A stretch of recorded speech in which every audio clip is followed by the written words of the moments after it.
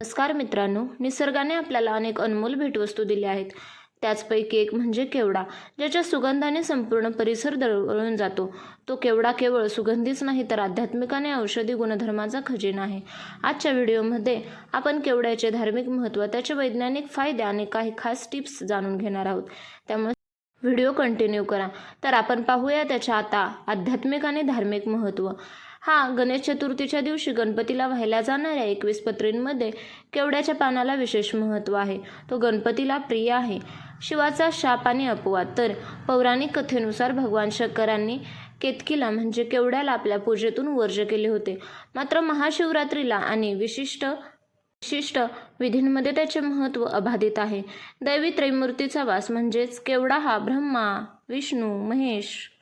तर वैज्ञानिक आणि औषधिक महत्त्व याचे म्हणजे केवड्याच्या पानात अँटी इन्फ्लॅमेटरी गुणधर्म असतात. ते त्वचेसाठी खूप फायदेशीर असते, जे त्वचेची जळजळ कमी करते आणि छिद्रे स्वच्छ करतात. यासाठी या केवड्याचा उपयोग केला जातो. डोकेदुखी आणि सांधेदुखी. केवड्याचे तेल डोकेदुखी आणि सांधेवातावर अत्यंत गुणकारी मानले जाते. तसेच केवड्याचा सुगंध तणाव म्हणजे स्ट्रेस कमी करण्यासाठी आणि मनाला शांती देण्यासाठी अरोमाथेरपीमध्ये वापरले जातो. उपाय केवड्याबद्दल म्हणजे घरामध्ये सकारात्मक ऊर्जा टिकवून ठेवण्यासाठी केवड्याच्या अत्तराचा किंवा अगरबत्तीचा वापर करावा. तसेच अन्नाचा स्वाद वाढवण्यासाठी आणि पचन सुधारण्यासाठी केवडा जल अनेक मिठायांमध्ये वापरले जाते. तसेच केवड्याच्या अर्काचा वापर करून केसाच्या आरोग्यासाठी, चमक वाढवण्यासाठी त्याचा उपयोग केला जातो. केवड्याच्या विविध प्रकार आणि त्याची ओळख म्हणजेच केवडा हा फक्त एकाच प्रकारचा नसतो, तर नर केवडा आणि मादी केवडा असे दोन केवड्याचे प्रकार असतात. नर केवडा म्हणजेच आपण खरा सुगंधी केवडा म्हणतो. याला फुले येतात पण फळे येत नाहीत. याचा सुगंध अतिशय तीव्र असतो. आणि मादी केवडा याला केतकी म्हणतात. याला फळ येते, जे दिसायला अननसासारखे असते पण फुलांना सुगंध नसतो. तसेच सुवर्ण केवडा, याची पाने पिवळसर रंगाची असतात आणि हा दिसायला अत्यंत आकर्षक असतो. वास्तुशास्त्रानुसार केवड्याचे महत्त्व पाहूया. वास्तुशास्त्रात केवड्याला नकारात्मकता शोषक मानले जाते. घराबाहेर केवड्याचे रोप लावणे का उपयोगी आहे किंवा ते कोणत्या दिशेला लावावे?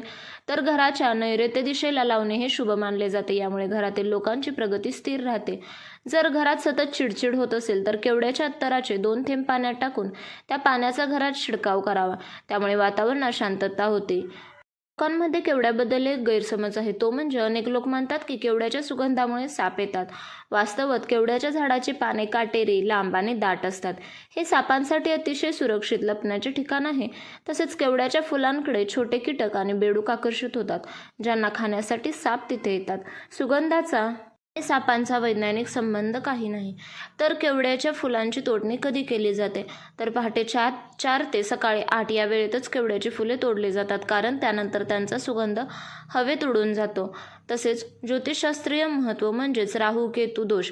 ज्यांच्या कुंडलीत राहू किंवा केतूचे दोष आहेत त्यांनी केवड्याचे फूल अर्पण केल्यास, तसेच त्याच्या अत्तरचा किंवा सुगंधाचा सेंटचा वापर केल्यास मनातील गोंधळ कमी होतो, त्यांचा ताण कमी होतो. तसेच सुगंध हा शुक्रग्रहाशी संबंधित आहे.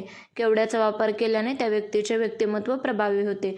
केवड्याचे पाणी हे उत्तर भारतीय मध्ये मिठाईमध्ये, बिर्याणीमध्ये वापरले जाते. हे झाड खारफुटीसारखे असते, जे जमिनीची धूप थांबवण्यासाठी मदत करते. केवड्याच्या पानांपासून चटया आणि टोपल्या विणल्या जातात. तर मित्रांनो, असा हा बहुगुणी केवडा आपल्या बागेत किंवा घरात असणे म्हणजे सौभाग्याचे लक्षण आहे. तुम्हाला केवड्याचा सुगंध आवडतो का? कमेंटमध्ये नक्की सांगा. आणि हा व्हिडिओ आवडला असेल तर लाईक आणि शेअर करायला विसरू नका. व्हिडिओ